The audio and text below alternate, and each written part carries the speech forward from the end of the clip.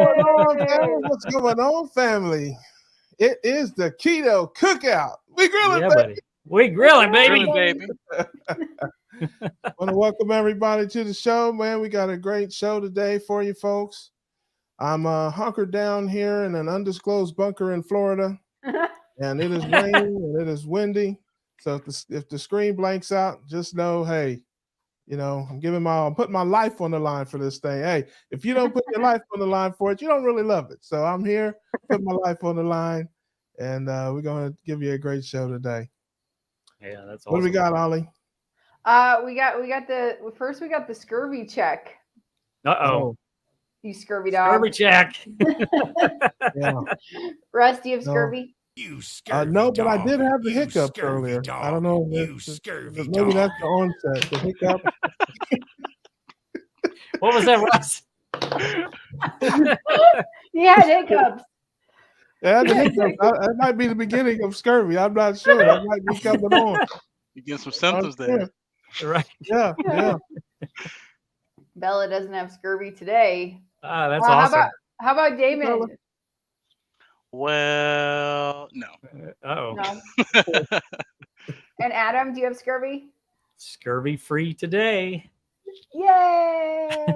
Me too. There you go. Me too. No scurvy yet. No scurvy yet. You scurvy dogs. Right. Now, Adam, how many carnivores? Yeah. Okay, listen, did you have another pickle? Did you have another pickle? Oh no, but Okay, I did have way too much dairy. I did have way last too much week? dairy. Yeah, okay. Highest carb meal. I'm still high from the sugar that went up my nose from the cereal box. Yeah. Hey, you're in Colombia. Luckily, that's the only thing that went up your nose. Okay, wait, who did I ask? Oh, Adam, have you had any carbohydrates this week?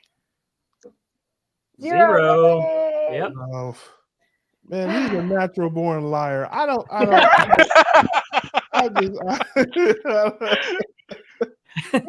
was planning on doing something, but it just didn't happen. He just wants to win. That's all. He just wants to win. Stay tuned for next week. Yeah. I might eat a That's what carb. you said last time. Right. All right, Damon, what about you? Did you eat your weekly tomato? Zero. Okay, Not good for this you. week. How about Russ? Listen, I get my 12 to 15 in a day. No, actually, it was a light week carb wise. I had just my sauces, salsa and tomato sauce. But that's it. It's just nothing besides that. I didn't even have. Wait a minute. No, no vegetables in the last since I think Wednesday last week. So yeah, pretty low, just sauces. Nice. And I tried Dr. Kiltz's ice cream. So I guess there's a few carbohydrates in there. And that's how I cheated this week because everybody else was partying at my son's birthday, and that's what I had. It tastes more like butter. We overchurned it, but still it was very good. Still sound good. What's in that? It's like egg yolks. He adds sugar. We added erythritol, Dr. Kiltz, and heavy whipping cream. And Gotcha. it's delicious. It's delicious. I didn't add any sugar or any what is it? Like stevia? Erythritol or stevia. Okay. I didn't add any of that. All I added was salt, eggs, and heavy whipping cream, and it was actually pretty good. It was very it's very good. I get my heavy whipping cream in there, but it's sugar free, so it's got no carbs. But I got a little bit of that in. No, just There you go. I think the erythritol has some carbohydrates. I don't know. I feel like there was something else, and I can never remember. All I know is I way overdid it on the imagine that. Oh, I can't remember on the show day. I bet she could remember it yesterday. She remembered today. She can't remember. Right. Those dang pickles. Yeah. Dang pickles. Yeah. Ew. I don't know. But you get caught in the moment. Right. Oh man, those pickles were so bad. It was just not worth it. Just not worth it. No, my son turned 7 yesterday, everybody. It's my 7th year anniversary of being a mom. Awesome. Yeah. Congratulations, Mom. Yeah.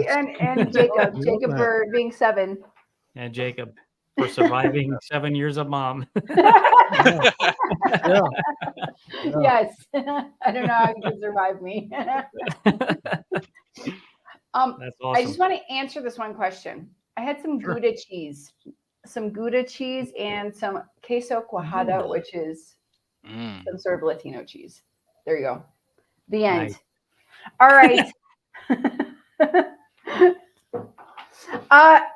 So, do I hear the doorbell? yep. Oh, somebody dropped by the cookout. Who's at the door? Oh, Ellie. How you doing? Hi, everyone.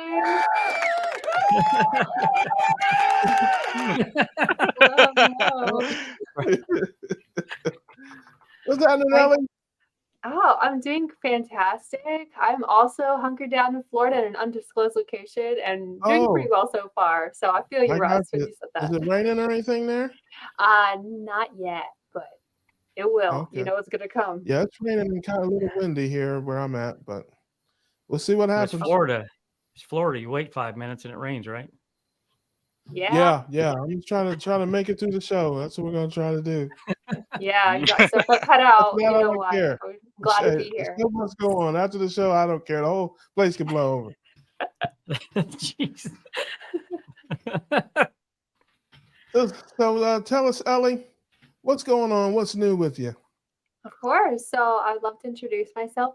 My name is Ellie. I run a channel here called Nourishment Redacted because I believe that our nourishment, which I believe is carnivore, keto, has been redacted from our society.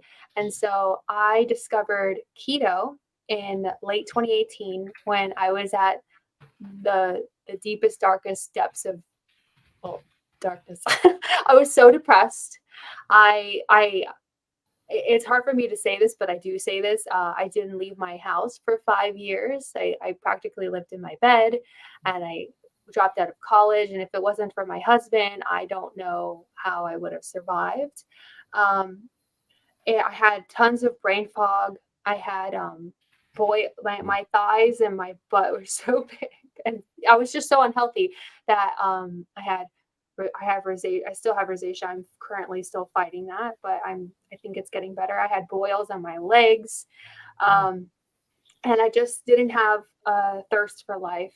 I'm a pretty happy person, positive person, but I was just it was pretty bad. So I discovered keto just randomly online, and I was just interested because the food was all the favorite foods that I love.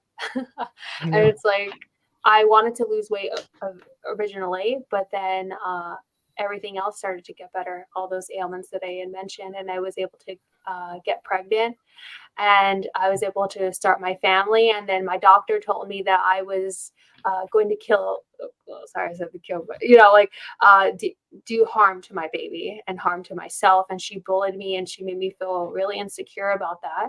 And so I listen to authoritative figures when they tell me things. So I stopped it, and all of my addictions that I had previously had came back: carbohydrates, sugar, and it brought all the bad back, even though I should have been so happy with my new baby. And this was during the pandemic, so I felt very isolated with my husband. She had colic. It was just a really tough time. And then fast forward, I started learning about the carnivore diet, and I had been I've always loved Dr. Peterson and his daughter Michaela, and as everyone knows, they're amazing people. Just in general, I loved his lectures about psychology and how to better yourself. Those are things I'm really, really interested in, and still am to this day. And so I've been carnivore for 119 days. And I am proud to say that I'm in the 170s now. That was my goal weight when I met my husband, I was 190, and that was 12 years ago. So you can see that this has been a long journey of yo-yo dieting, restriction, making myself feel bad because I couldn't control myself, and everyone's like, just moderate, eat your vegetables. And those vegetables did nothing for me. They made me constipated, and I had horrible, I only went like once a month, and it was so painful, like pregnancy-like contractions is how I describe it. And since then, zero fiber, the thing that's so controversial, I'm regular, baby. I love that. I love that. We grilling, baby, and I'm also Hey, regular. it's good for regular. Yeah, it's nice to be normal. Tell me, at what age did your problems start? At what age did you develop your weight problem and the other problems? Yeah, sure. So I noticed that during middle school and high school, I was an average size. Every year I was gaining 10 pounds. And over Right. time, because of emotional eating, happiness, sadness, loneliness, boredom, I seek food. And my favorite kind of foods are, pasta, rice, and all those Yeah. things that I love but don't love me. That's what I always say.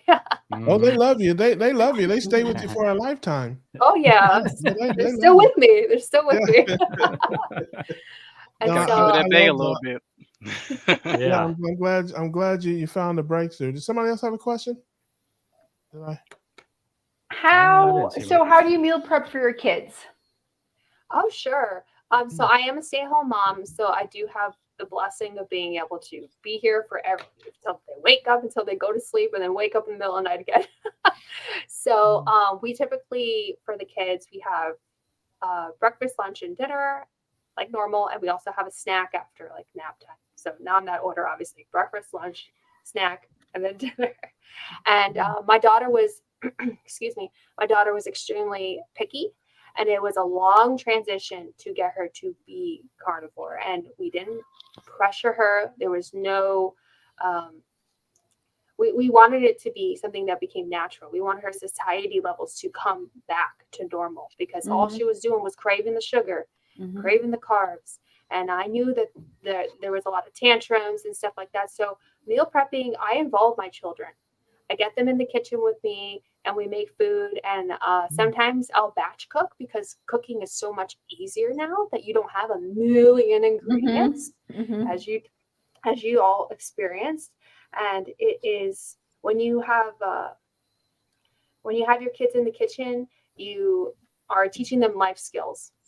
And so that's very important, because I'll tell you something. My problem started at 8 years old, and I'm 53, and back then, even today, people don't understand metabolic health and stuff like that. So my parents, we grew up eating all the wrong stuff, and eating when we were happy, and eating when we were at weddings and funerals, and at every occasion there was a pie and a cake and ice cream, no matter what. So I'm a big proponent of teaching kids the right things, as well as the right relationship with food. Food is for nourishment and hunger, not for punishment or reward. Although, listen, do I look like a guy that's against birthday cake? Do I really? Okay. If anybody's in favor of birthday cake, it's me. But it can go further than that. Well, tell us about your channel, what people can expect if they go there. Of course, we want everybody to go to Nourishment Redacted and check her out. Like, subscribe. Tell them what they can expect when they come over to your channel, Ellie. Of course. Thank you. So I try to be as authentic and real as possible. Today is day 1 of Lion Diet. So I decided to do that during hurricane, because I'm trying to heal this rosacea. I've lost a lot of weight and I feel incredible, but I want to show the journey of how the carnivore diet can change your rosacea. I want to delve deep into mental health, because I struggled with depression so long. And if I can help one person feel like they're not in the bottom of a pit anymore, and I can be that hand that pulls them out and come into the sunshine, then that's what I want to do. So I want to be a support system. I want a community. And I feel like I have been building that community, and I feel so much love for these people. They tell me their success stories, and I want to give them everything they need to continue down the track of success. So you're going to Oh, you're welcome. I love that. We do the same thing here. That's why you're here. We want you in the community. We love you in the community. We love everybody, and we're so glad that you've seen such great results. And hopefully, it won't be the last time we see you here on the Cookout. All right. Well, thanks for having me. Hey, we grilling, baby. We're grilling, baby. We grilling, baby. Wait, we'll have Ellie's information in the comments and all that for everybody that wants to follow her and check her out. We hope you do. Yeah, Hey, and Sally. somebody mentioned she's 19 people away from being at 1,000. So it would be awesome if you guys could go over there. Go sub. Let's get her to 1,000. Everybody. Let's get to work. Thank you so much. All righty. It's been so much fun. Hey, bye, no Ellie. problem. Bye, Ellie. Oh, so All awesome. right. Man, that's a great story. We love that, man. The mental health, especially, man. When people can improve their mental health, whew, The best. I mean, it's a burden to go through life with depression and anxiety and those things. So I love that. It's a great story. Absolutely. Oh, somebody else is here. Who's somebody else is? Hey, it's Hey, everybody, thanks for having me on. Yeah, what's going on there, brother? Oh, well, you know, the YouTube live things are there's always something going on. And listen, you know, I'm listen, you know, now look, when you're as good looking as me, you don't have to be that smart, okay? But I'm gonna take a guess that you're from Indiana. That's right. I live in Central Indiana. I win again. What part of Indiana? Rocket scientist. I live just on the north side of Indianapolis. Anderson? No, Fishers. Okay. Yes, I've spent quite a lot of time in Anderson, Indiana. Oh yeah. Only about a third of it in handcuffs, but the rest, the rest of it at a place called Hoosier Park. Yeah, the racing, horse track racing casino. Yes. As a matter of fact, I had one racing tonight there. I think we finished second. So, yeah, I've raced there since the '90s. It's a nice place. I've been there many times. Yep. So, my name's Brett. I run a YouTube channel called the Hoosier Carnivore, and you know, my family, I'm basically the only one kind of doing carnivore in my house. But I started about the same time Carrie did, right around St. Patrick's Day, and lost about 45 pounds. You know, I'm on my way. Still got some healing to do. Been learning just a lot. And, you know, and this is kind of my second go around because I'd lost a bunch of weight on keto back in 2017. And then the weight, I kind of did it dirty, and then the weight kind of came back, and now I'm doing it again for the second and for the last time. So my channel's more about, you know, my journey, and I want to, you know, share my experiences and, you know, maybe help somebody out there who may have been going through the same thing. And I've been battling type 2 diabetes and insulin resistance and, you know, and all that. I mean, my story's not really unique in that way. I'm just a regular fat guy who got insulin resistance, and I'm using carnivore to try to fix it. And it's fixed other stuff too. I've had a lot of non-scale victories as well. Yeah, and those are the best ones. You know, I tell you, when I'm on a lot of different conference calls and things like that, and I say it all the time. When people start talking about, you know, ketogenic living, whatever, you know, level or stage of it that they're at, usually the weight they lose is what they talk about last. They talk about being off medications. They talk about feeling better, having more energy. I mean, they talk about so many things, and then they say, "Oh, and I lost 40 pounds."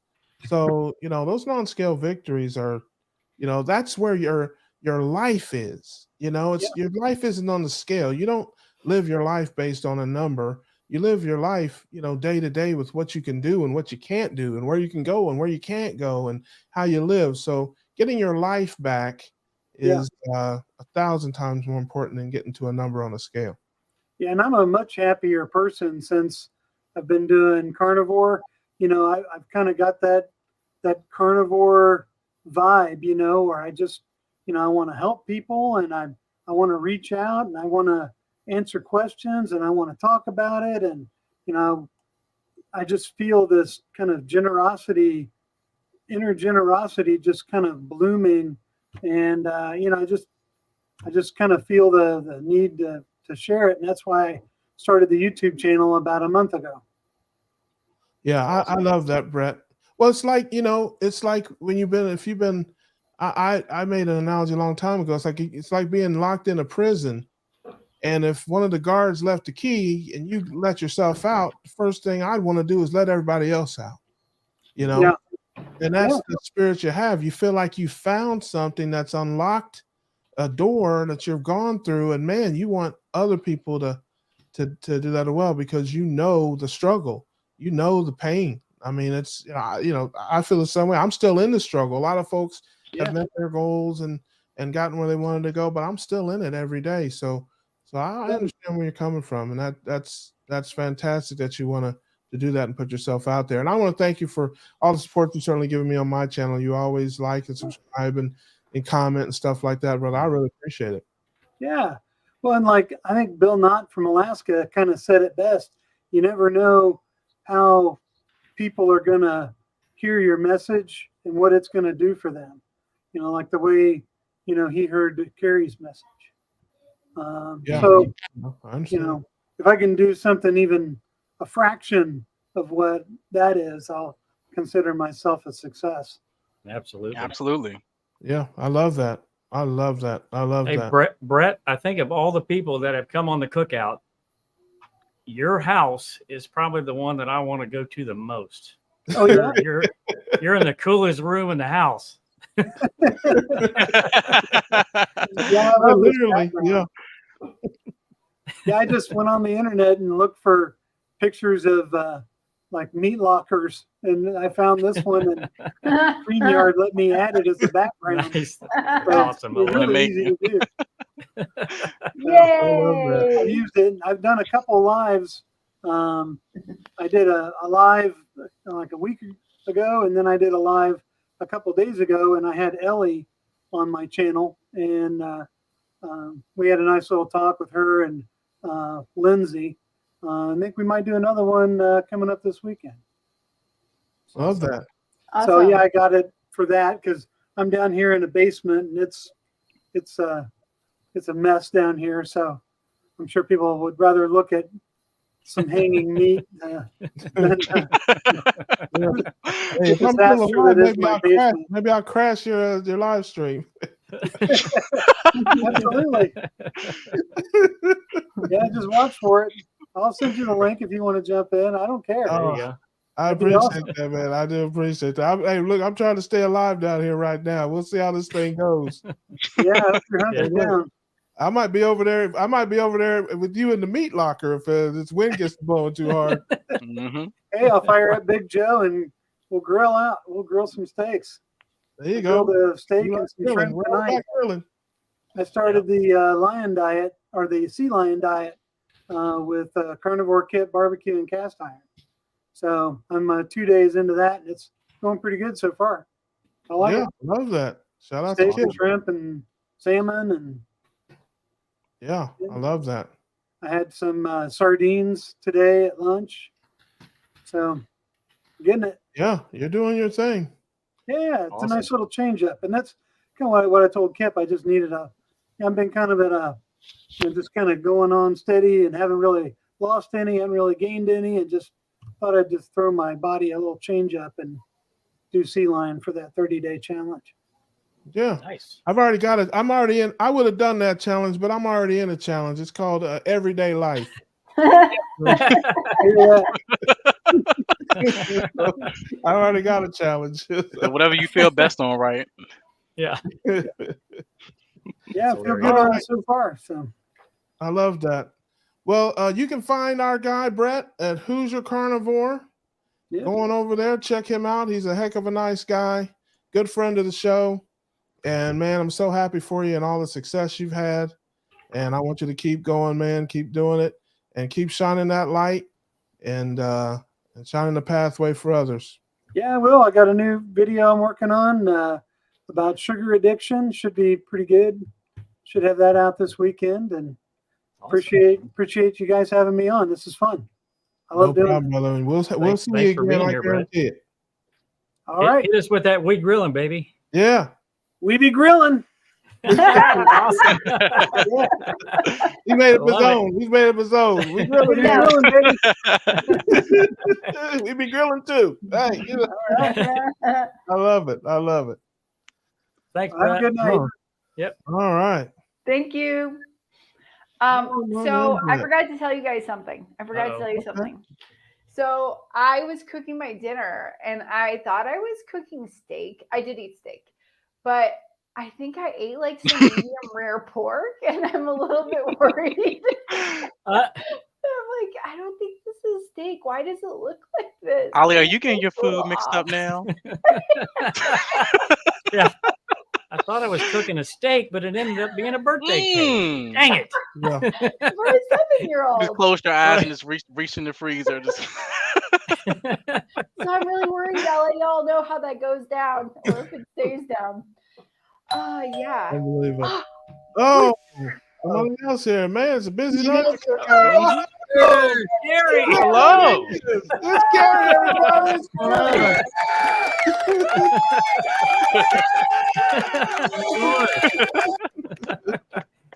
How's it going, Gary, Gary? baby. How we doing, brother? I'm doing wonderful. Thank you. How are you, Russ? I'm good, man. Good. How things up there in Wisconsin? Are you getting ready for the fall? Yeah, I don't want to think about it. I don't want to think about it. I've been going out every morning, going on a little walk, and I'm like, man, what am I going to do when that snow starts falling? But Oh man. Yeah. we'll adapt. We'll adapt. Yeah. Watch football. Yeah, I look forward to that for sure.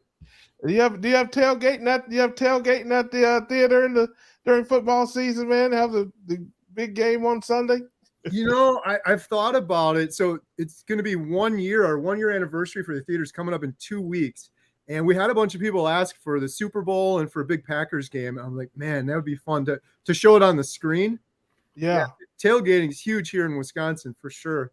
But there's all sorts of weird licensing issues. But I'm going to be watching a couple Packer games this year, at least by myself in the theater for sure. I love that. That's I awesome. love that. That's Anyone's welcome to join me too. We just got to keep quiet about it. There you go. Yeah, I'm a Packer fan too. So am I. Yeah, So am when it was- I. So I started when I got tired of the Bengals and, these guys getting arrested all the time and just losing basically literally all the time. So, yeah, Russ left. So Bengals, I'm like, I can't follow these guys anymore. And it just so happened that I'm like, I'm going to pick a team with a new quarterback. It was Aaron Rodgers. And within 2 years, he won the Super Bowl. And I'm like, yes, I made the right pick. Boo. Now Boo, he's gone. boo. I do not condone that. I do not endorse that. I'm Buckeyes and Bengals. Right. Carrie, on their other stream, you were mentioning maybe doing a meetup in Chicago. Oh man, I want to go. Yeah. Oh, yeah. My wife Jen and I were there, I don't know, a week or two ago. Had to run some errands, and then we just had a little bit of free time, and we went on like this boat tour. It was really cool, but I was looking forward to after the boat tour because there was 6 or 7 steak restaurants all within walking distance. And Oh man. we went to this place called Steak 48, and I'm having dreams about that steak every night. It was the best food I've ever eaten. It was so good. And yeah, I want to go back. I was talking to Adam too. I was like, it would be fun to do it in Chicago. It's a little tricky because the parking's so expensive there, but Oh no, just leave your car. Just take a train. right. Take a train. It'd be fun here at the movie theater, but I live so far away from anything major, so everyone have Yeah. to drive so far. But plus, I just want to go to Chicago and eat that steak again, so I got that added bonus. Nice. Right. You need to come to Columbia. I just took my mother-in-law, my sister's-in-law, my husband, my kids, all of us, but my daughter got steaks, and they were so good. Like they melt in your mouth. What do they do? They like dry whatever it for 26 days. The Yeah. steak. It was less than $70 for all of us to eat these like delicious Whole mouthwash. family, wow. The whole family. You Wow. need to come. You need to The come. one I had in It was, like, Chicago here. it was my first time I had one. It was 45-day aged Oh man. ribeye, but they cooked it so hot. The guy's like, "Don't touch the plate." The plate's like 500 degrees, and it's still on the plate afterwards. But Ollie, are you sure that was steak and not pork, though? No, that was definitely steak.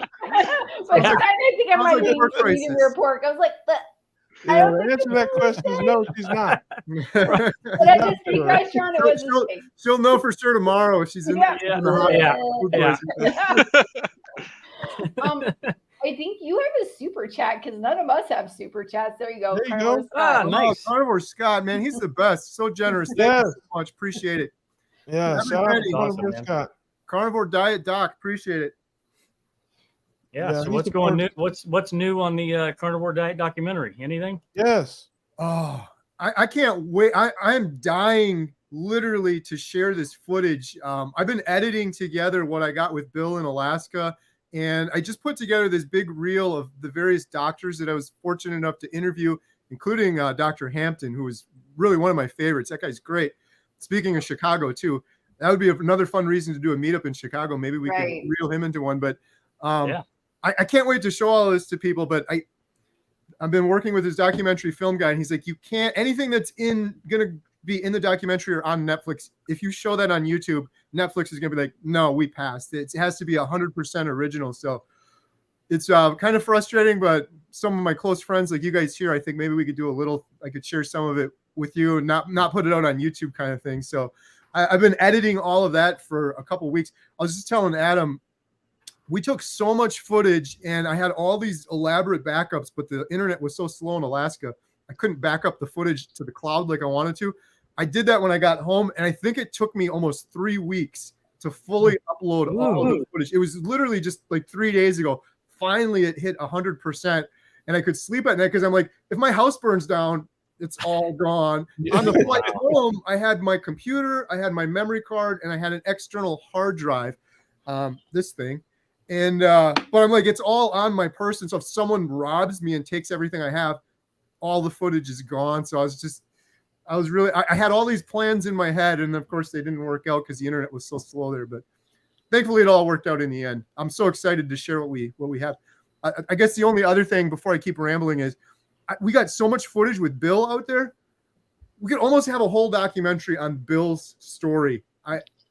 I've been editing it together to try to just do a short little teaser reel. I'm like, it's almost done. Like, here we go. Here it is. Like, we're all done with it. But we got more stories to come. Amy and Shane are going to be the blind couple I did an interview with a while ago. They're going to be in it. And after the 24-hour live stream on the 16th, I'm hoping to hit the road and start interviewing more folks like all the other Bills out there around the country. So Can you give us an update on Bill? When was the last time you talked to him, and just kind of how's he doing? Talking to him as we speak.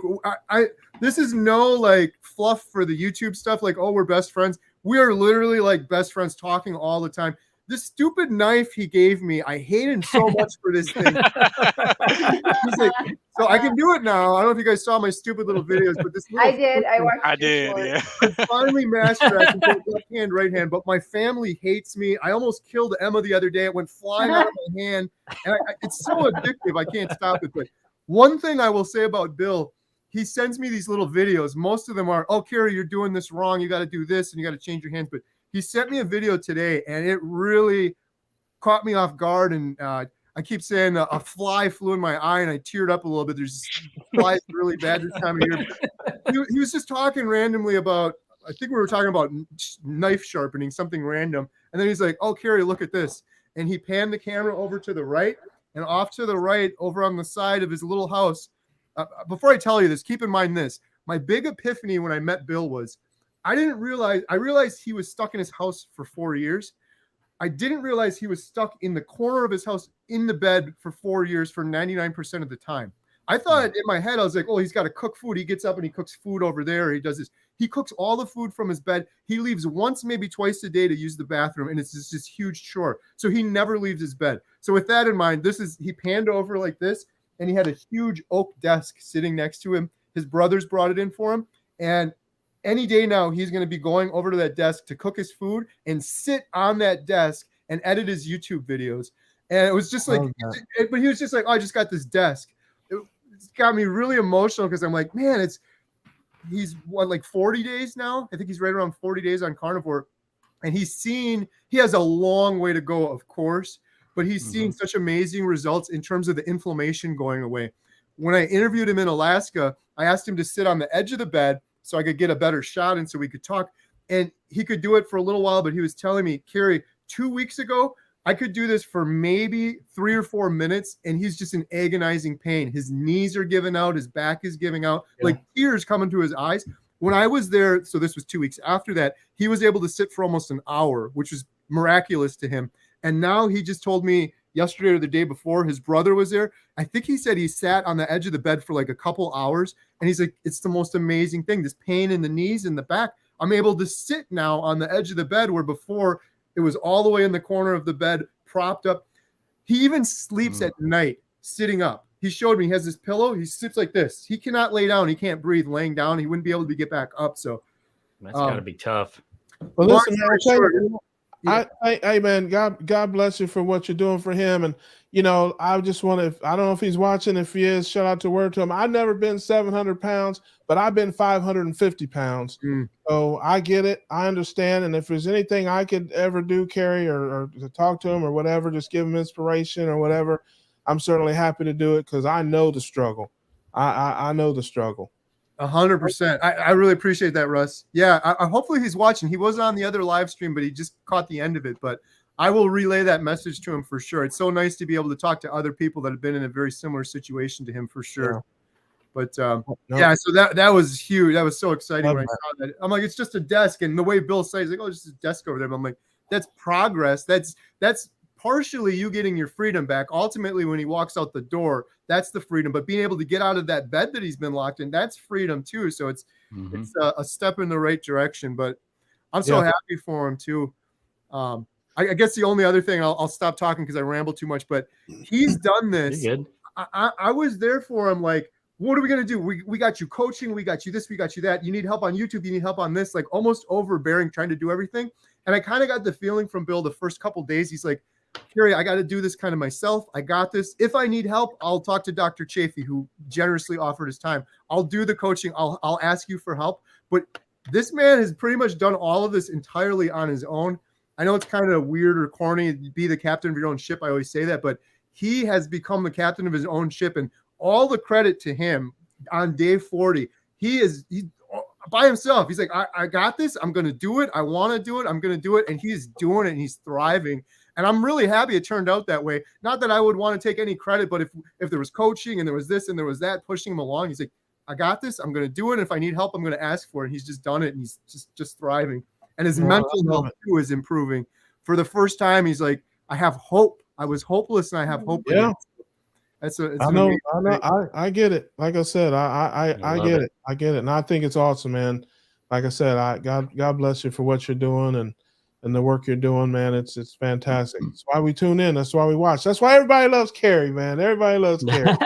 Thank you. I appreciate it for sure. Yeah, it's very inspiring. Did I say my nickname for you? No. Drop that now. We got to come up with something more extreme with the knife. Carrie. Carrie. Ah, he said it. I didn't say it. He said it. Care Bear. That's good. I'll come up with a better name. We got another guest. Looks like we got somebody else. Wow. Oh, look who it is. The doc is in the house. What's going on, family? In the building. Do it, doctor. What's going on? But first of all, no scurvy and no carbs this week. So I just want to put that out there. 2 thumbs up. Scurvy. That's right. Did you eat some medium rare pork and think it was a steak? Hey, listen. Anything that was alive, I just eat it. That's all I know. So No, that's right. Game. That's right.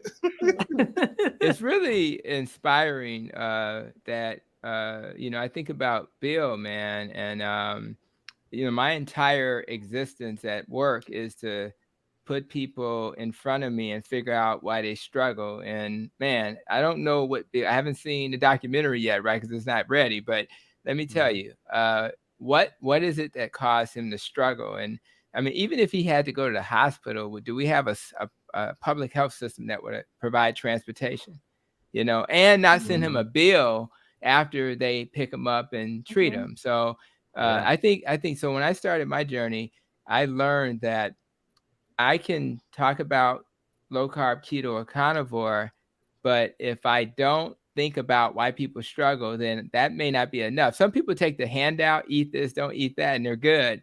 But then you have this other group of people who struggle. And what I find is that it may be what is metabolic health? They're like, I don't know.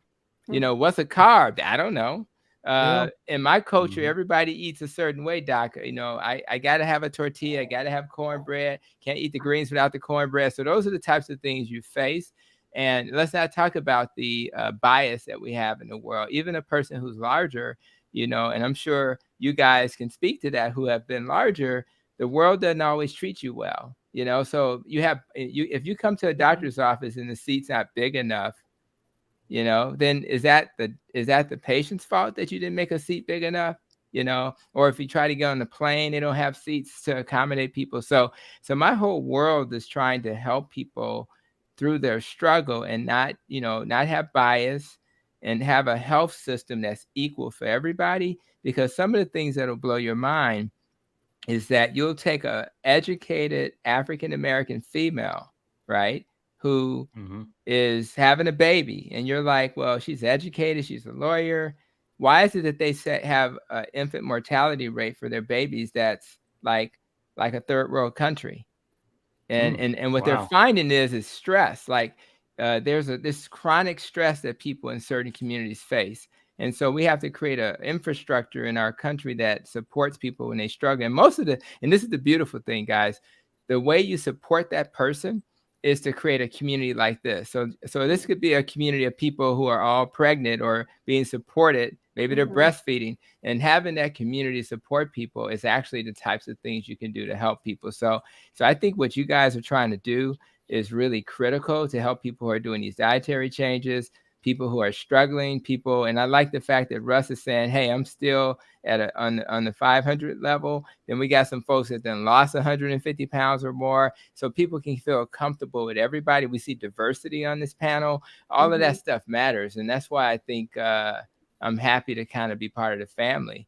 I don't know nothing about a cookout and all that nonsense, but I'm here. Where the food at? All about cooking. I want the food. I know what you mean about not being friendly to the larger folks, because Adam is mean to me all the time, and I'm mad about it. Back at you, Russ. Well, we're gonna deal with him later, but maybe you've earned that, because when I met you at Keto Orlando, man, you could be kind of you can be a problem. So maybe he had to put you in your place. He's a sweet angel. I beg your okay. The doc's got to go now. Thank you for stopping by. Bad internet. Yeah. My problem, he meant joy.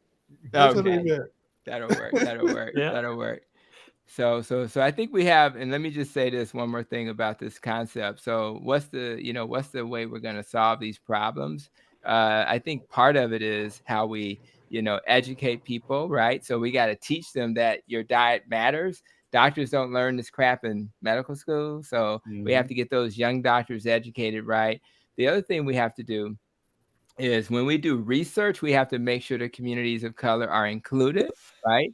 So we need to have people like, Russ in there. We got to have people like, Adam in there, and we have to have the whole spectrum. But then you go to these communities, they don't trust. So how do you get them to trust you? And a lot of that comes from you have somebody in the community they already trust to help lead that. So it could be the pastor, it could be the community leader, somebody, community health workers. So those are the things we have to do as well, and just work collaboratively, because a lot of these larger organizations, they have like health equity and things like that on their to-do list, but a lot of times it's just on their to-do list. So we have to make sure they act on that, and these large companies have plenty of resources that'll help people make change. So by inspiring people with like the documentary and the things we do on social media, we have to take that inspiration and do something about it. So, I mean, Carrie, the fact that you started so aggressively, you got this idea. I know you have some skills in creating movies and things of that nature, but the fact that you had an idea and you ran with it, right? That's what we need. And then you're inspiring other people like Bill and others. So I think that's what it's all about, man. I'm just an optimistic person. who believes that the world's going to be a better place. And that's why even at the end of the day, I told my wife, I was like, I'm about to go on the computer. She said, "You going to do what?" She needs. So I got to make sure I give her some me time. So if you're living in your purpose, it doesn't even feel like work, right? I don't see anybody on this call that looks tired or doesn't want to be here. Everybody's excited, and it's been a full day. My day started at 6 a.m, but yet, and I'll say this about carnivore or keto, man. I tell you, you just don't get tired anymore. Like you have all this energy, you have mental clarity. I can't go back to being that other guy. And I haven't even had dinner yet. And I'm really not hungry. Like I'm going to eat dinner. But if I didn't eat dinner tonight, it wouldn't even be a big deal. And I've never felt that good. I've never felt that way. And my patients don't believe it. They're like, "No, doc, I don't understand. I gotta." They're like, they want to graze all day long like a cow, because that's what they think is normal to them. And when you tell them that they're not going to be hungry, that they're going to have mental clarity, that their stomach, I know Russ talked about having a stomach problem, or I heard some of that, Russ, talking about that gas issue. I don't know what you're talking about. Yeah, yes, you know what I'm talking about, because I had the exact same problem. But I sat next to you at Keto Orlando because we don't have that problem no more. I wouldn't be sitting next to you if we still had that problem. So it's just nice to get my belly back, get my mind back. And then when you come home, you have the energy to be with your family, obviously to do this type of work, man. It feels like I'm just preaching, but I'm telling you, it's been a game changer. And you just want to say it to every patient, but you have to also deal with their, broken toe or whatever. And you just want to bring it up no matter what hey, that toe will heal better if you just do carnivore. Yeah, put a little bacon grease on it. Just 15 minutes. That's it, guys. So it's just good. So you guys are doing your thing, man. So I'm just loving it, right? So anybody throw any questions in the chat? Anything? Not yet. Not yet. To take some questions. So if you have any questions for the doctor while he's here, go ahead and throw those. I got a quick one. First, I got to give credit where due. So Dr. Hampton, you were on the live stream. It was wonderful. You have an open invitation, sir, anytime. I've been cutting up like interviews with doctors and to do shorts. And I have so many like great clips from you on there, just really insightful information. So I appreciate it. And you also have an open invitation, not putting you on the spot because I know you're a very busy man, but on September 16th, we're doing a 24-hour live stream. 24 hours, not a problem for carnivores. Everyone here is, of course, invited, but you have an open invitation. If you can stop by for 5 minutes, we'd be happy, or 15 minutes or whenever. So we can send you some more info in case you're interested. Yeah, I like that. What day of the week is that? Saturday. Oh yeah, that should work. So I'm definitely gonna find some time. So send that invite and I'll be there. Because again, this is a grassroots mission, right? So everybody has to do their part. And I am 100% interested in that because again, I can't shout it from the rooftops in a large health system, but what I can do is do my part in those forums that you guys have created. I spent some time with the Steak and Butter Gal and others. I think we all have to be part of a larger community, and we're still outliers, right? So I don't know how many carnivores they have in the world or people who are even doing keto, but we're still outliers. And when I bring up the term keto, dare I bring up carnivore? But if I bring up the term keto, even people are still kind of looking sideways. They're still living in fear, even though the American Diabetes Association hasn't put it on their list of possible diets, even though the American Heart Association has done it, even though the Association of Clinical Endocrinology have all said it's okay as an option. But yet we live in a world where people are just so afraid. And I just think we have to stop this craziness. Now, when I was at the Symposium for Metabolic Health, I talked about vegans and carnivores living in harmony. Does anybody think that's possible? Hell no. Yeah, I mean, my mom Me and my mom live in harmony. Me and my mom know live what? in harmony, but she's in a different country. Yeah, could Yeah. you take Russ off the stream They for a can, minute? they can live in harmony at the bottom of the ocean. Yeah. I can live with a cow. Oh my God, he really got off the stream. Okay. Well, listen, check this out. He's been waiting to do that from the first episode. I'm telling you. The first episode he's been wanting to do that. I'm telling you. Well, they can, and I had about 15 talking points that kind of spoke to that topic. But the main thing is, imagine going to New York and you have babies, right? And you're a carnivore, and on Mondays and Fridays there's no meat in school. Now the question is, Wow. if we flip that and we say on Mondays and Fridays you're a vegan, we will not serve plants in this cafeteria on Mondays and Fridays because we think that's what's best for you. Now, does that sound like the good old USA? Does that sound like America? And we would never do it to them, and they should never do it to us. That's all so that was just one of the 15 talking points I shared. We cannot live in a world where we indoctrinate people. And that's why I love, again, what Russ has said, which is, listen, you can do carnivore, you can have that label, that's cool. I'm going to do my thing. I'm just going to keep my carbs low. I'm going to leave. I remember when you said you left Keto Orlando and you stopped by Taco Bell and you got some damn sweet tea. I mean, don't forget that burrito. That burrito, right? It's such a shame that the doctor will never be on the Keto Cookout again. It's such a shame, you know. He was on my Mount Rushmore, man. I gotta just waiting as soon as this stream is over, buddy. If I see my face off that channel, man, it's gonna be a fight. I'm coming to Ohio or Florida, wherever you at.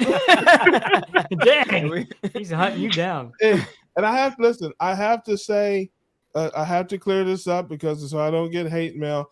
I do not wish any harm to come to any vegan or vegetarian.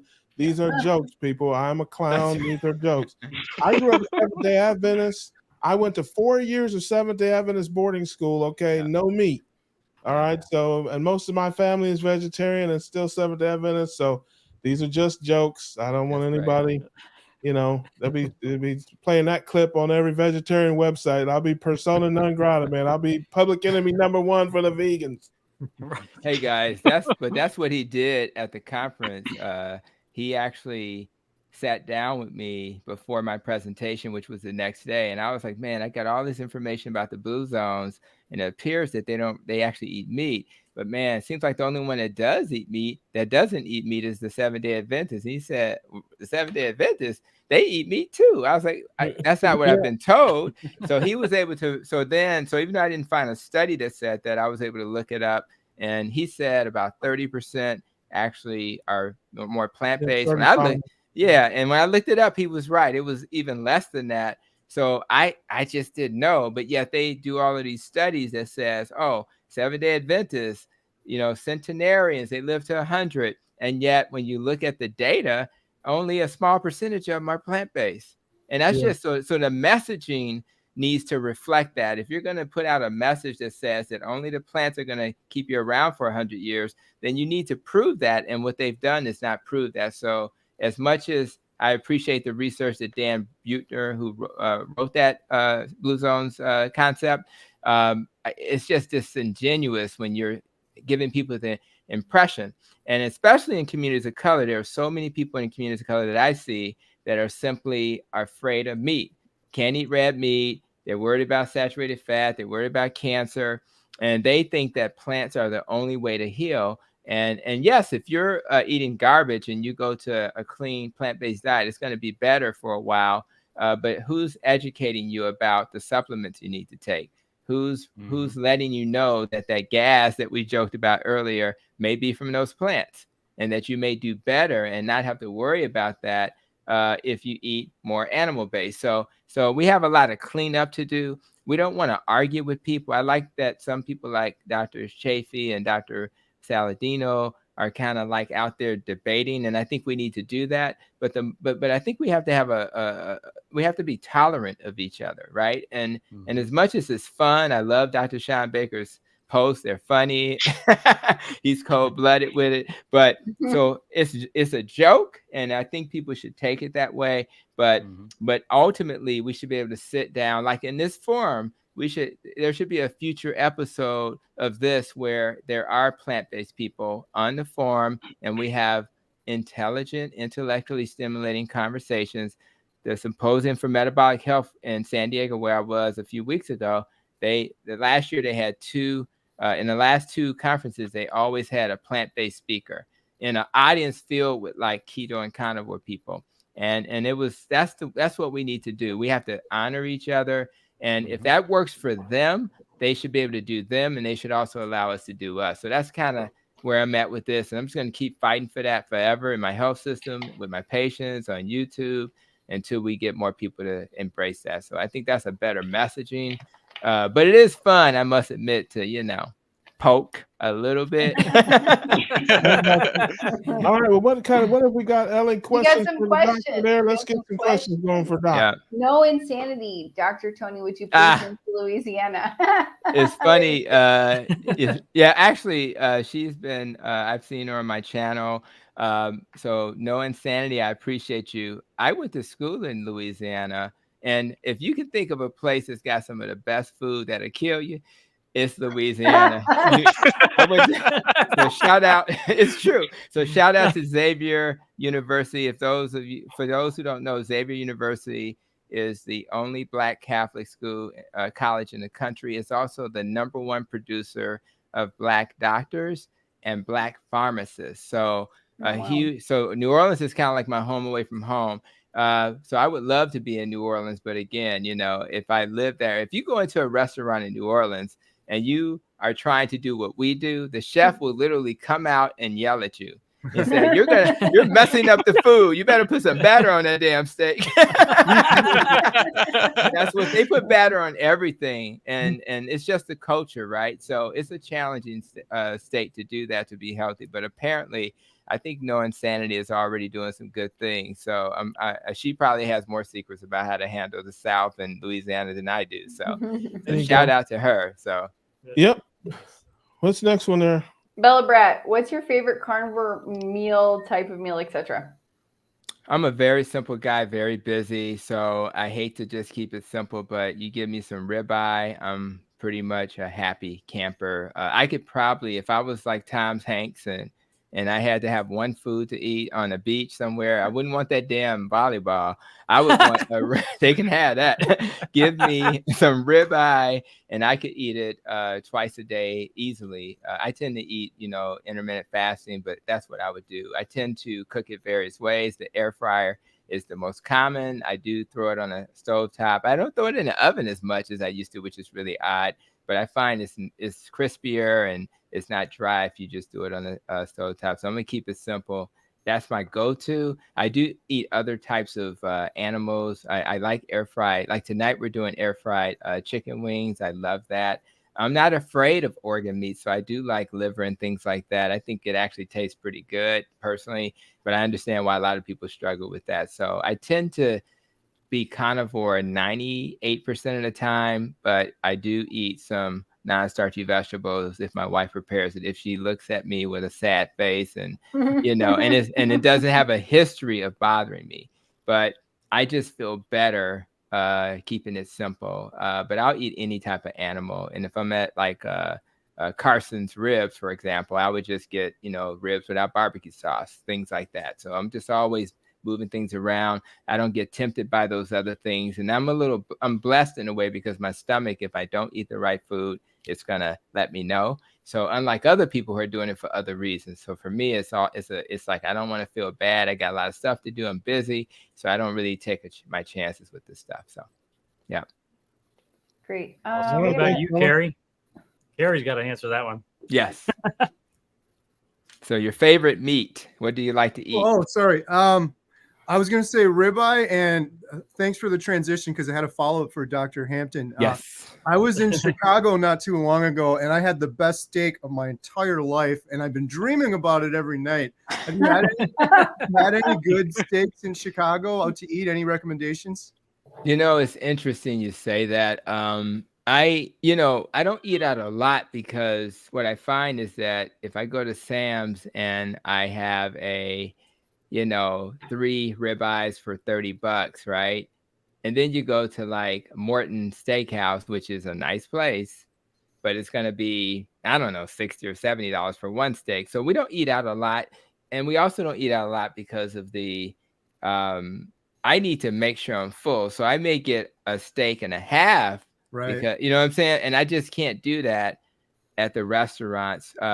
So that's one place, a place called J. Alexander in Oak Brook we go to periodically, and it's a pretty good place that has pretty nice steaks. But I guess I'm not the expert because we're not in the street. My wife keeps me on lockdown at the house. Nice. That's awesome. Great. Next All right. question. Anything else in there? We have many questions. Sorry, I will. I'm getting on it. Right. Getting on it.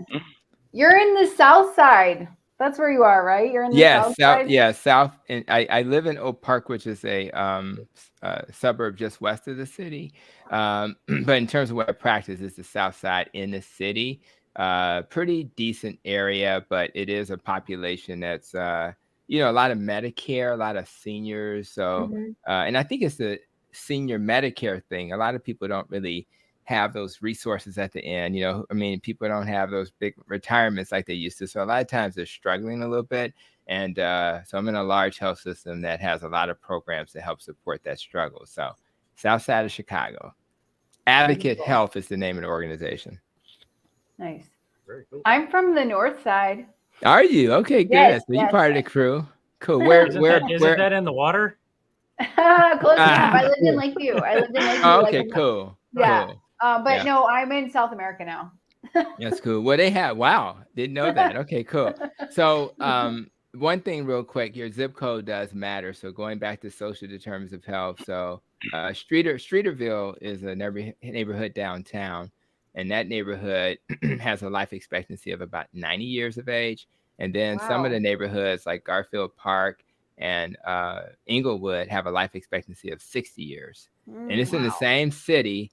So your zip code matters. Even if you go back to the blue zones, again, that are not really plant-based, but people live long in those areas because they're in the right zip code. So if you're in the right neighborhood, hanging with the right crew like we're doing, that'll affect your longevity more than anything else. Just being around the right people, having the right habits. So, so the North Side would have a way higher life expectancy where you were living than the South Side. That's very interesting. It's crazy. Yeah. I had no idea about that. I wonder about living in Colombia. We'll see. We'll see what happens. Well, we're gonna find out. Just so, I don't want to get no notice that things didn't go well. So that's true. Here we go. Here's a question. Here's a doctor-y question. So I'm truly struggling with sugar and carb cravings. I get 3 to 4 days into carnivore and then crave. The cravings take over like a demon.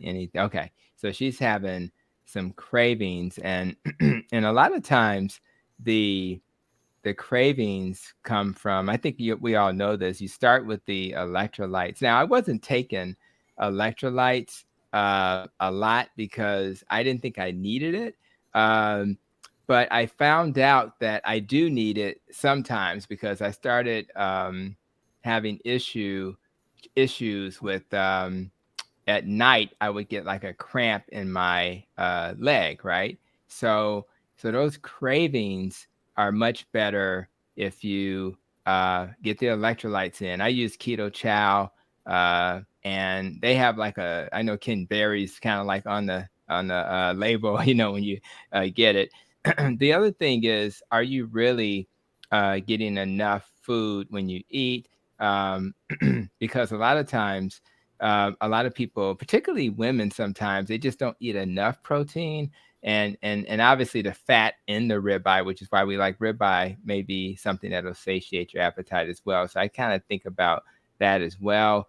And other than that, it sounds crazy, but you want to think about other things. Am I sleeping okay? Have I allowed myself to become keto adaptive?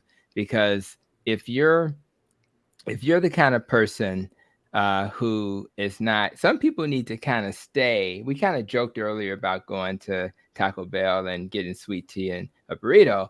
For some people, going in and out of ketosis is not. I'm sorry, Russ. You're just an easy target, man. But some people can't go in and out of ketosis and be effective. It's like they have issues, and some people have processed food addiction. So for people in my practice who struggle that way, we get them to Dr. Joan. Like I have a link tree, Dr. Tony Hampton link tree. And one of the links is for Dr. Joan Iflin, who has literally 14 hours of programming to help deal with what's up here, because a lot of this stuff is up here. And what Dr. Joan Iflin would say is that it's your neurons, right? Your addictive neurons. And once you get them, they remain in your life forever. You just have to stay away from your triggers. And if your trigger is Dunkin' Donuts, you need to maybe take a different route and not drive by Dunkin' Donuts. So you have to deal with that mental part that deals with the physiology, the neurons, but the emotional part is a real thing. Now, if ever I got to hit Russ one more time. Imagine my favorite, my kid's babysitter. my kid's babysitter, her name was Miss Guana Roman, right? And Miss Guana Roman, because she was Mexican, would wrap everything in a tortilla. I mean, everything. And it could be some leftovers from the day before. Russ, you my man. It could be something from the day before. She'll wrap it, and my kids would love it, right? So when she wrapped that food with that tortilla, the question is, why did it taste so good? Is it because of what the food was, or because she wrapped it with love? And I honestly think it was the love that had the biggest impact. So emotionally, I think we crave certain things because we have an emotional attachment to it. And so that's a bunch of, but there was no love in that burrito from That's what I was going to ask. Did the cook actually wrap it with love?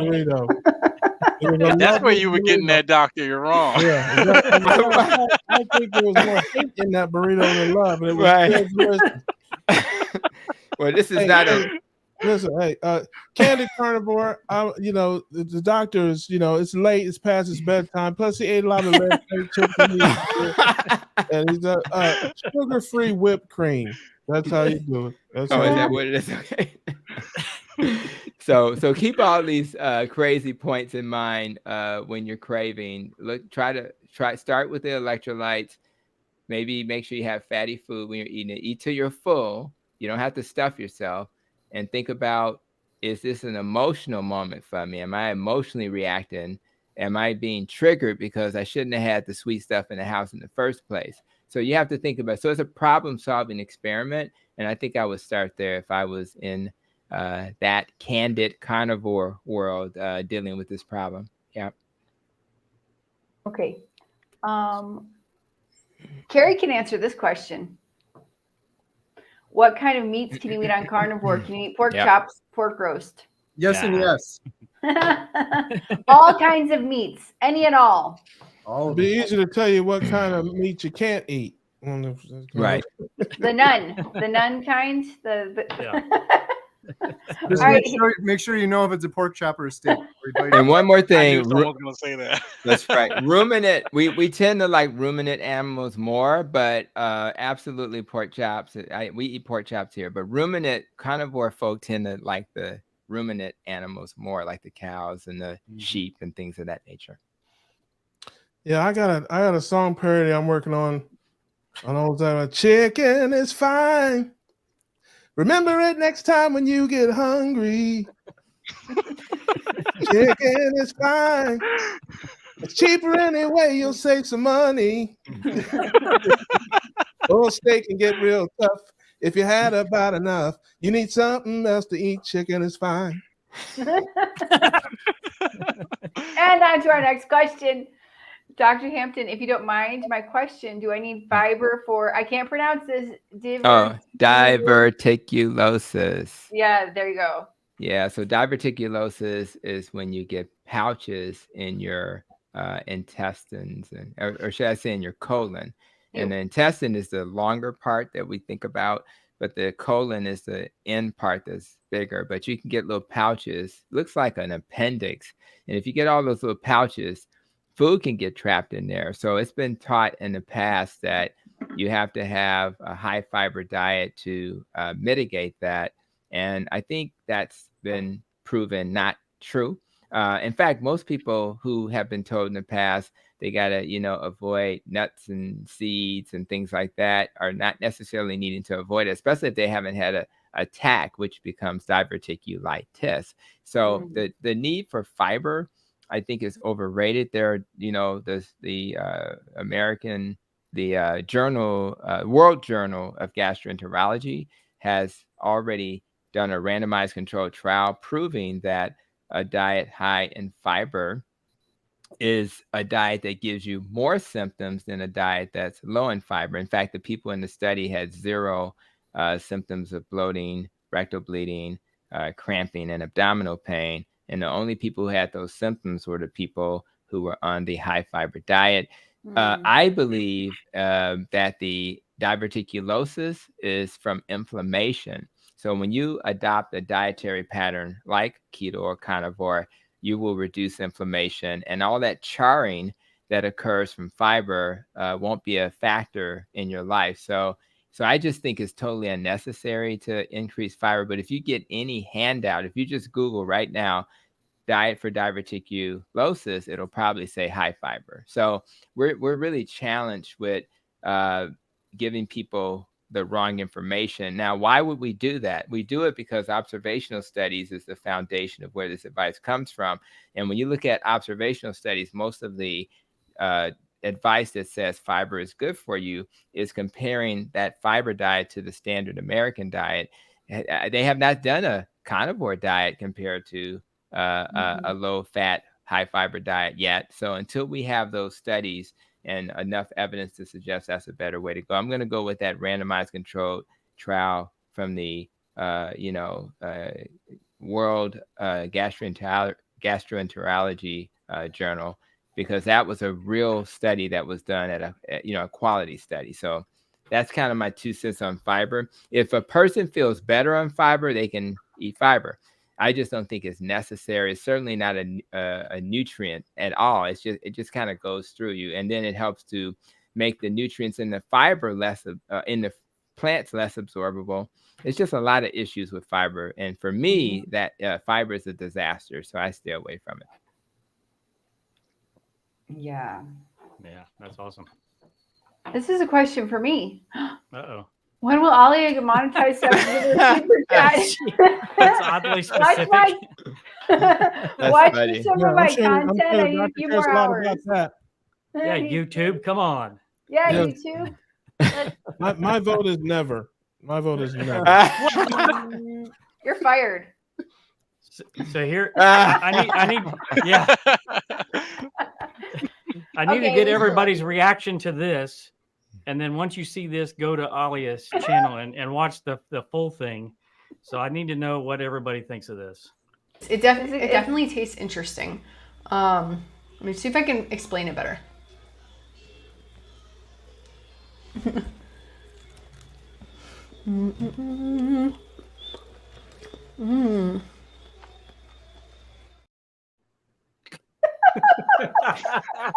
Yeah. Super chat that.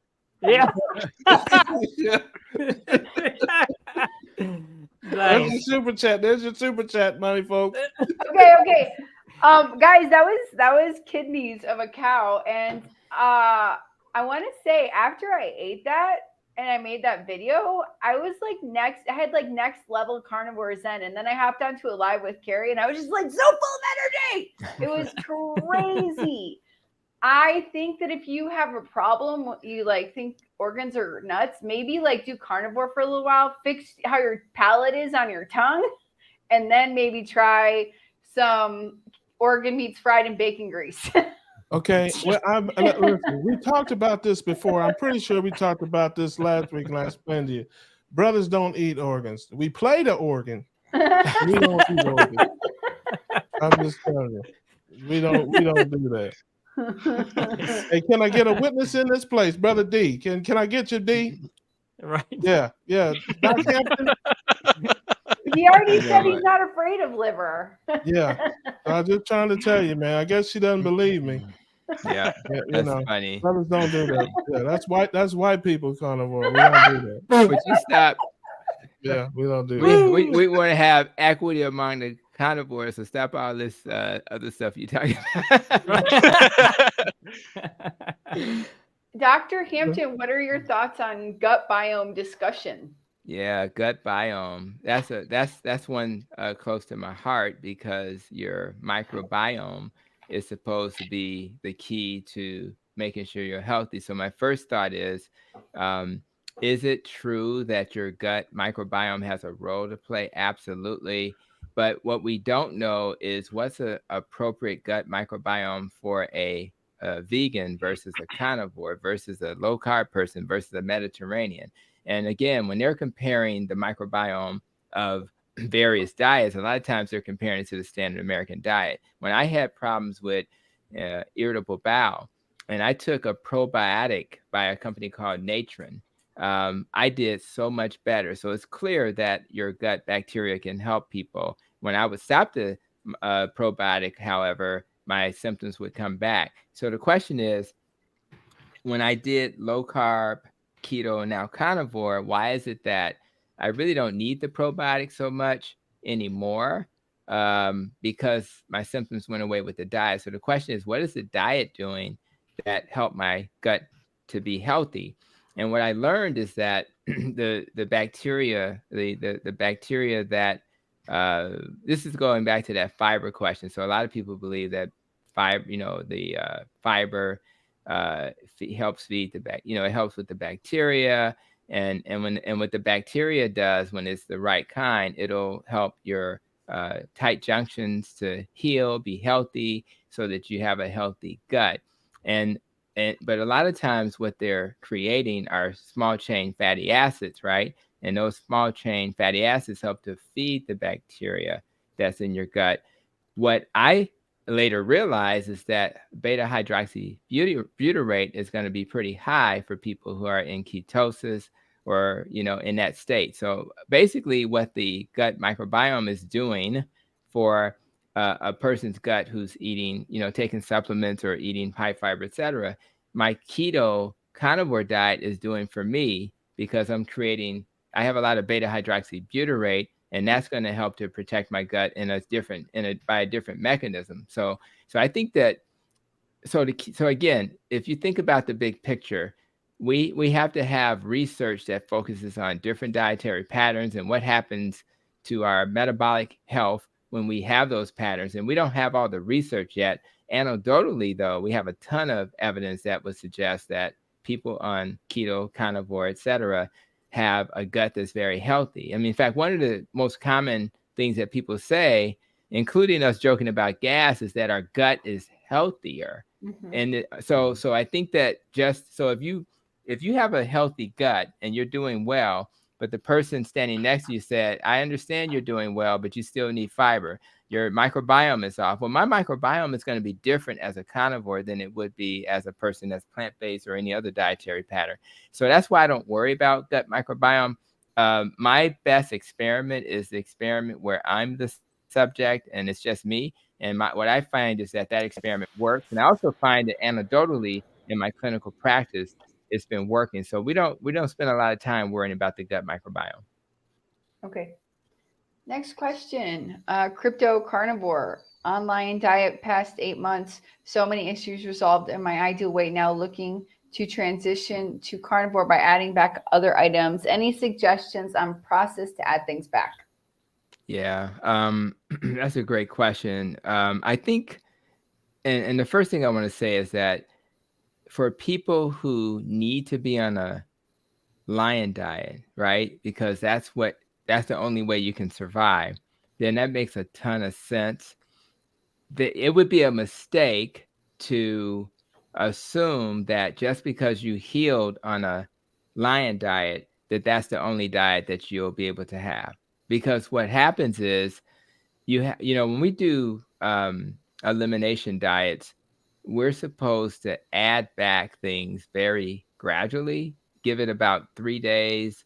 You're supposed to kind of really listen to your body for any signs of GI distress. I mean, it could be a rash, it could be an upset stomach, it could be a headache, it could be, not feeling well.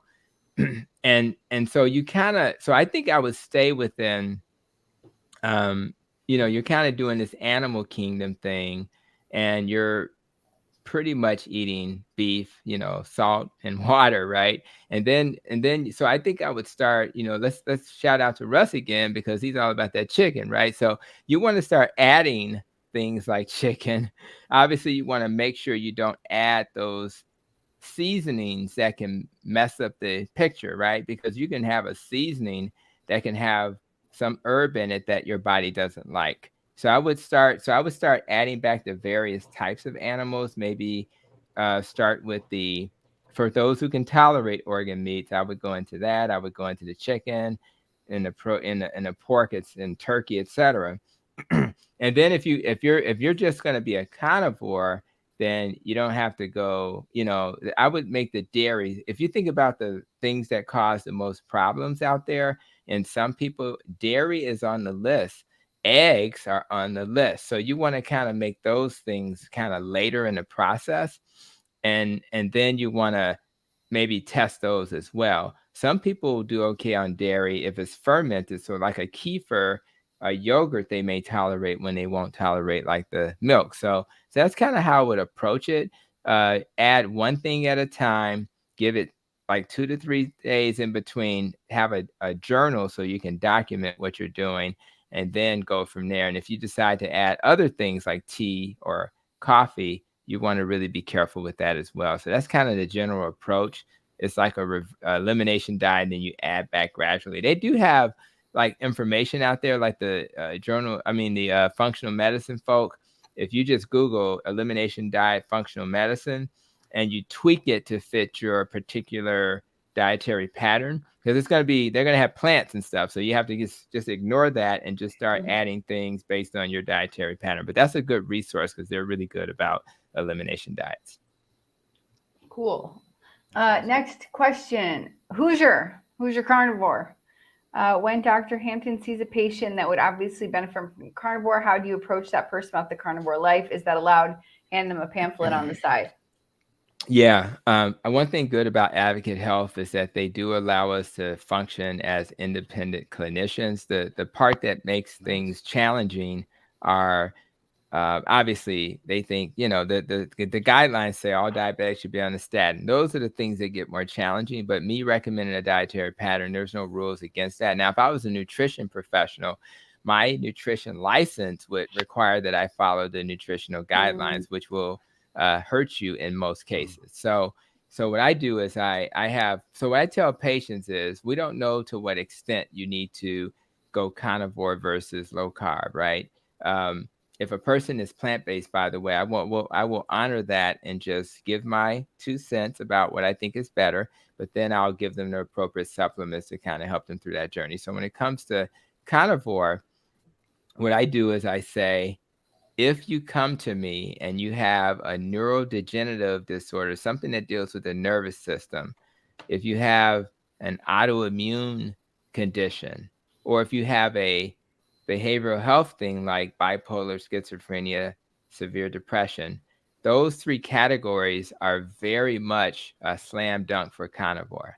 So obviously epilepsy would be in that neurodegenerative category. So I would educate them and say, did you know they had that carnivore is in that keto category, and they had a study done by Dr. Georgia E., Dr. Eric Westman, called Keto for Refractory Mental Illness. So if you've never had success with your bipolar, or you're a person that really wants to be off medicines eventually, you may want to consider carnivore for that situation. And what I do is I'll put, if they're in that bucket, now if they're not in that bucket, I'll say, this is what I do. This is what I thrive with. We can start low carb, we can do keto, we can do carnivore. I meet them where they are. And I just make sure that they understand. See, my goal is to not indoctrinate people, but to make sure they're aware and give them permission to do something that they would have otherwise not done. And if they have concerns, I would say, what's your concern? And I'll do a Dr. Anthony Chafee. I'll say, well, tell me your concern, and I'll try to give you the science to support the reason why you shouldn't be concerned. And that's how I kind of mitigate that as well. I do get people that come to the practice now because I'm out in the public talking about it. That never happened to about 2 years ago. But now people literally come to me and say, I'm coming to you because you will not demonize me for taking this path towards carnivore. That's awesome. Yeah. Wonderful. Okay, let's see. Here's another super chat. And what about, I guess this is a follow-up to the last question. What about how medicines impact and or are factored into the design of the medicine? Is there a symbiotic relationship between the two? Because the last question was about microbiome. Yeah. So it's really kind of going back to the microbiome. How about how medicines impact and are factored into design? I'm not completely understanding the question, to be honest with you. Maybe it has something to do with the microbiome being affected by medicine? Yeah, well, the microbiome, if that were the clarification, it is affected by everything. It's affected by stress. It's affected by lack of sleep. It's affected, so all of those things will affect it. As a general rule, the medicines really do a lot of specific things that are helpful for a particular problem. Like if you're depressed, it may help to elevate your serotonin, but what the medicines don't do very well is that the medicines have other effects that, so if your serotonin level is high, then you're gonna probably, what about those other neurotransmitters like norepinephrine, epinephrine, etc.? They're going to be off because they kind of work together. So anytime you're using medicine, you really want to be, the risk versus the benefit has to be high enough, or the benefit versus the risk has to be high enough to justify the potential side effects. And again, I'm a big fan. My wife's a type 1 diabetic, so I don't want to live in a world where we don't have insulin, but I do want to live in a world where we minimize medicines, where we have an opportunity to. So, and if we need to clarify that question, we can do it. I'm not 100% sure what that symbiotic. I think he meant I'm not sure either, but I think he meant impacting the gut biome, is that factored into the design of medicines? Like when they make medications, do they factor in how they affect the biome? I'm guessing. I doubt it. I just think that the end effect is what they care about. And if there's some impact on the microbiome, because we're still learning, it's very unlikely that impact will be so significant that it will change the direction they go in as relates to that drug. As long as the end effect is there, they're probably going to push past that effect. And that's partly because we don't have enough science to kind of justify making course corrections. I think the probiotic field is at its infancy in terms of what we have to learn. Okay, so this is 2 parts. So I got to read the first part first. Dan and Amber's carnivore life. Dan was injured 6'1", busted both elbows and wrists. It's been a long road to healing. We started our journey, I think, January 1st, but then the other part of the question is up here. 1 second. Here it is. Here's the second part.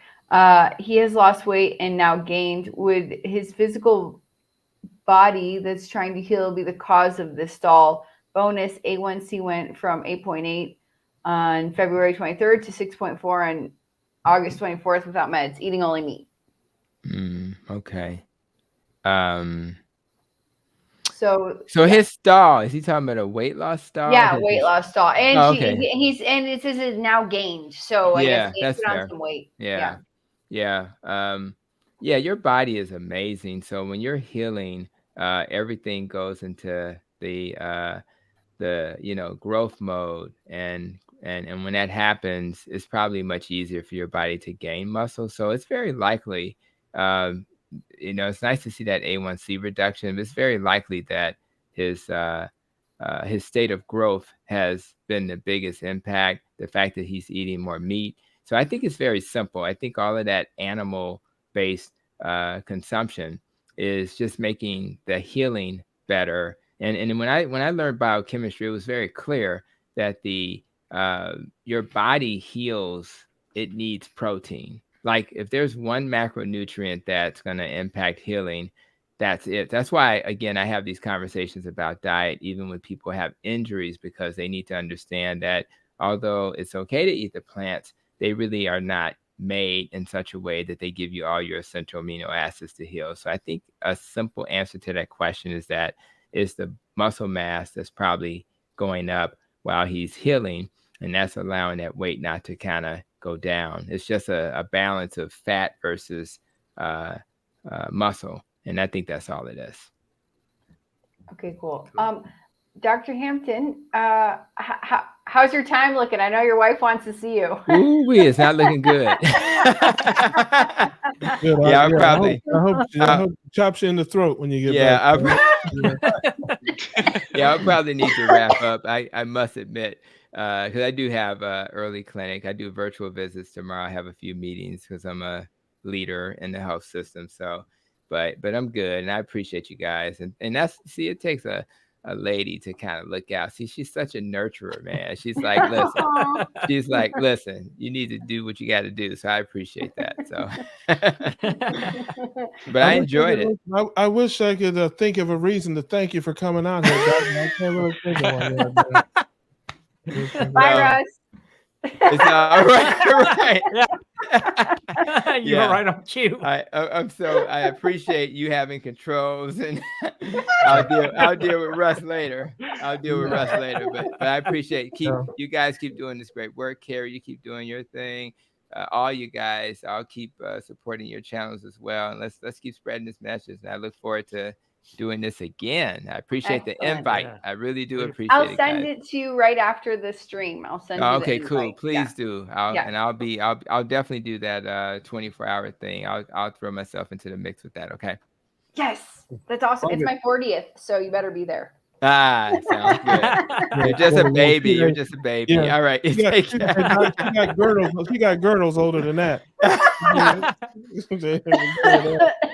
All right, guys. Y'all take care. Okay. Thank you. All right. Good night. Thank you. Bye-bye. Yeah, I mean, awesome. we do have some more questions here, but yes. I gotta put hit them this up, one Carrie. up. Hit them, Carrie. Why don't stormtroopers eat Wookiee meat? Because it's too chewy. There you go. Nice. Everybody's a comedian. Russ is smiling a little on that one. Yeah. I was waiting for you to drop off on that one too. Hey, listen, when they're picking on me, they're leaving somebody else alone. So that's how it goes. What's your favorite non-scale victory that you love? For me, mental health and sleep. I kind of group those together, but definitely those two. Awesome. How about Russ? Russ, do you have any favorite non-scale victories? Being able to walk to the end of my driveway without passing out. Nice. Do you have what was it in the 90s?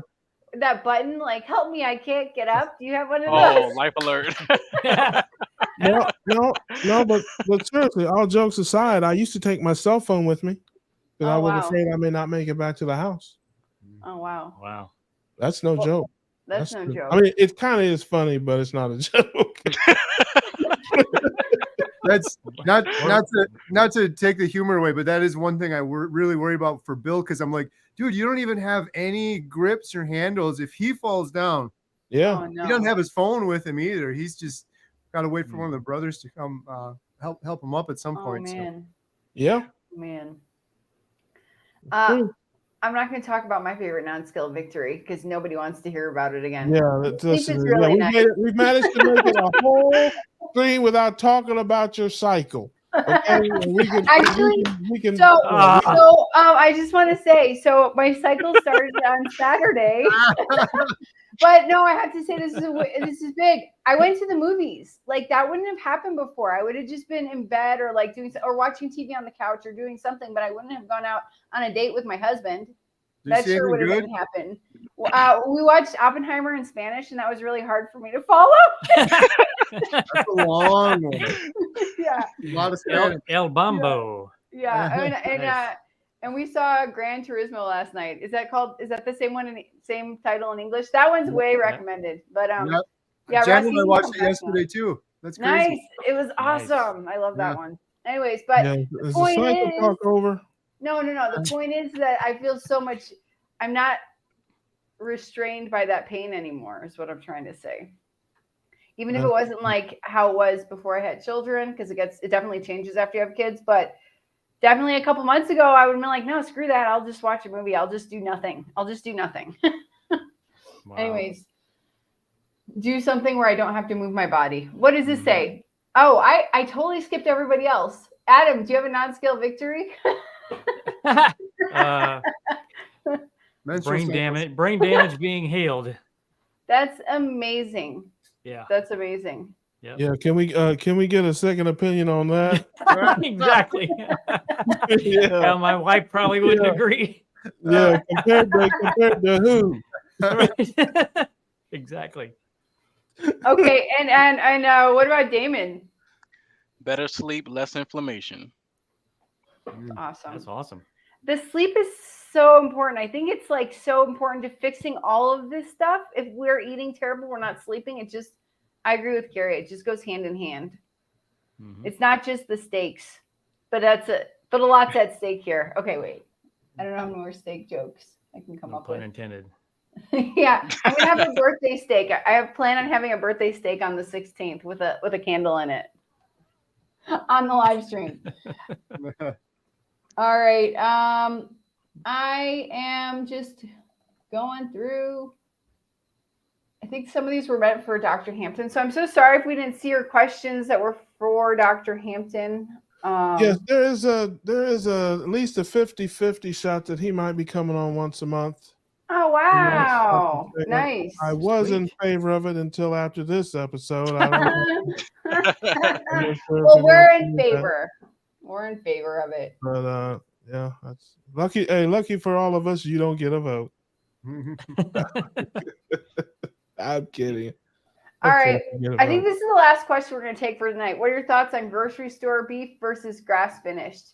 How much of a difference is it, and is it worth the cost hardship? Carrie, you have a beautiful video on the same subject that came out today. Yeah.